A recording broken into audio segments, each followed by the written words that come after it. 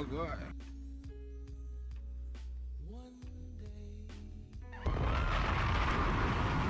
Please believe me. Much better. What's up? You know what my name is. It's right here. I'm coming at you. Make sure you like, subscribe, share if you like. I told you guys in my last few videos, my last few top 10, top 5 videos, that I would be doing a top 10 films of 2024 video. This is that video. There's not a lot of new ground I'm going to be breaking here. I will several times reference the so far top 10 movies of 2024 so far video I did, as well as maybe my top 10 4Ks and various other videos I did. Just look out for the annotation that will show up right up here. Without further ado, here we go. Number 10, Exhuma. I really liked it. Once you think the movie is over, you remember the runtime and realize it is not. It could have just wrapped up at a good 90 minutes and been a good, nice, contained ghost story, but then it keeps going and changes horror genres like twice. The cinematography, the shots throughout are very effective. Fell in love with the characters and the makeshift family that were created. I also really love the lore of a modern day shaman, her protege, an older feng shui kung fu master with his goofy little mortician partner. Like, I would love to live in this universe and see a series about it. I would love to see a sequel. I would just love to be back in this world. So that's excellent. Number 9, Fall Guy. I have to see the Fall Guy director's cut. Fall Guy's director's cut. That's what I need to see. I have not seen that yet. But it's a nice little chill date night movie that you can watch with your girl, with your significant other. Several like genres jam-packed in there. It's like a mockumentary slash action movie slash romance. It's like those triple trifecta movies that used to come out in the 90s that had to market to all, you know, demographics to get them into theaters, bring their dates to a theater. And this is harkens back to that, and the mockumentary style lends itself to what actual, you know, stunt men, stunt doubles go through in Hollywood, and I really appreciate it. I hope we get a sequel somehow. I mean, not everything needs to be a sequel, but I wouldn't mind it for this. So that's my number 9, Fall Guys. 8, Long Legs. Now, this is one of those times where I'm going to reference my top 10 movies so far, and also my top 10 horror movies of 2024. Both of those, I talk about how I felt seeing Long Legs coming out of the theater that summer of last year, and having seen it a couple more times throughout the year towards the end of the year, and me warming up to it. I really do enjoy it. I think of all of the hyped horror movies, you know, Long Legs, Nosferatu, Substance, that this one was probably my favorite. So that's Long Legs, my number 8. Number 7, Late Night with the Devil. I talked about this ad nauseum in the last 2 videos that I mentioned. Please just go back and check those out. I really love the minimalist style, the very, you know, limited bottle kind of, you know, only one single set type deal. I love how they use this kind of setting to tell a kind of out of the box devil story. It's very unique. I love devil movies. I love movies that invite the devil in, and how humans, you know, kind of bounce off inviting the devil to their lives. And in this case, he wholeheartedly invites it. Now he has to pay the consequences for that. So really enjoy that. Number 6, Trap. Spoke about this ad nauseum in my top 10 horror movies of 2024. Even though it's kind of a thriller. Some thoughts here. Trap is a comedy, if you ask me. I was not expecting to laugh as much as I did. I had been anticipating that movie to come out for a while. The trailers really set me a buzz. It came out around my birthday. I made it part of my birthday thing to go see it with my babies. My babies loved it. She doesn't even like M. Night Shyamalan movies, but she enjoyed this, and it annoyed her that she liked it. I was anticipating it to be some sort of cat and mouse game with the FBI, like Death Note, Kira versus L type deal. It wasn't a battle of wits. It kind of just showcased this man Cooper using his sly and cunning to get away with various things, and it was hilarious.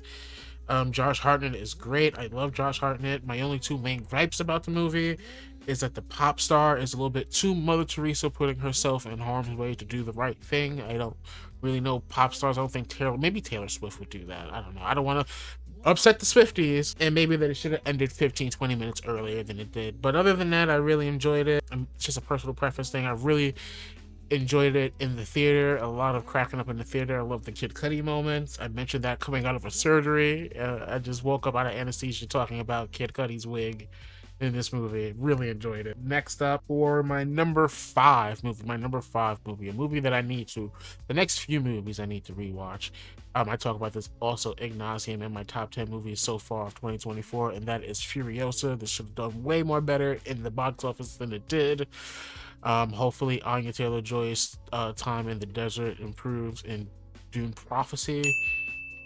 I again really enjoyed the chemistry of her and the leading man, my man that Hideo Kojima said should play Solid Snake if they were to ever do a live action. I talk about this ad nauseum in my top 10 2024 movies so far, so please check that out. I go a bit more on that. Really enjoyed it. It was a little bit higher on my list back then. Right now it is number 5. Number 4, Kingdom of the Planet of the Apes. That same video, check that out. I am a diehard Planet of the Apes fan. I love Rod Serling. I think he's genius. If you ask me, the 2 greatest like literary minds of like modern times is Rod Serling and Aaron McGruder from the Boondocks. Just on their social commentary tip. That's probably how I should preface that. The social commentarists.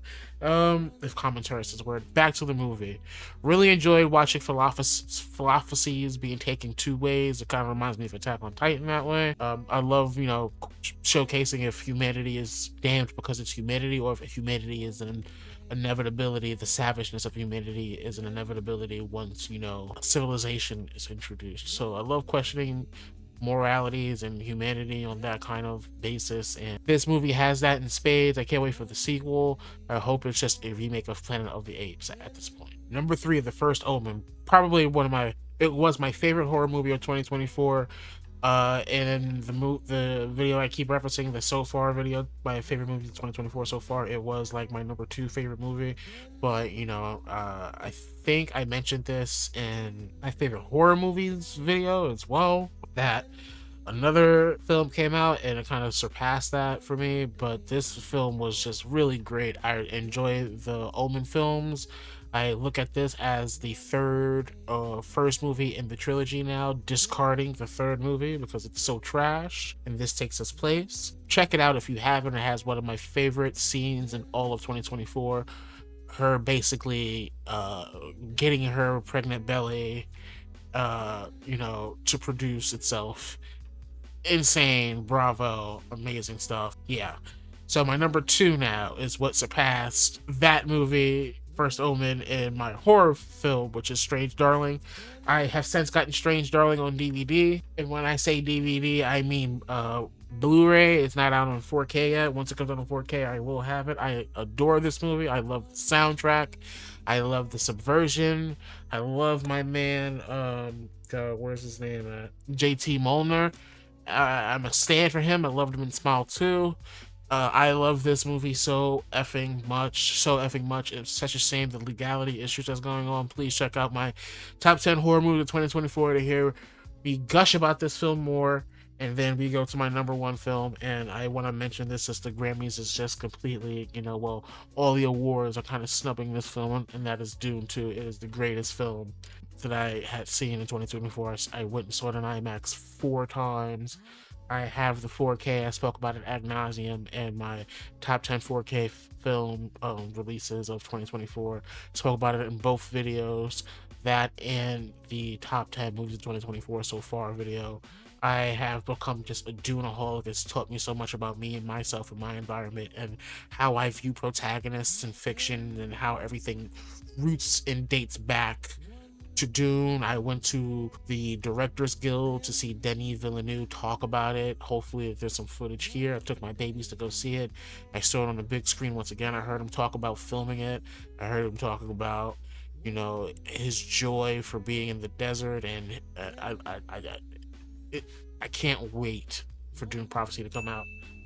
It leaves me time to read these, which I have not read, which I think I show in one of the prior videos. I have to read this. And I also have Messiah here. It's ready and waiting. So that's the video. Thank you so much. Please like, share, subscribe. Please tell me what your favorite movie of 2024 is. Tell me if you are going to watch the Grammys. Hopefully I get some nice little SEOs from the Grammys here. Take it easy. Much love to you. Peace out.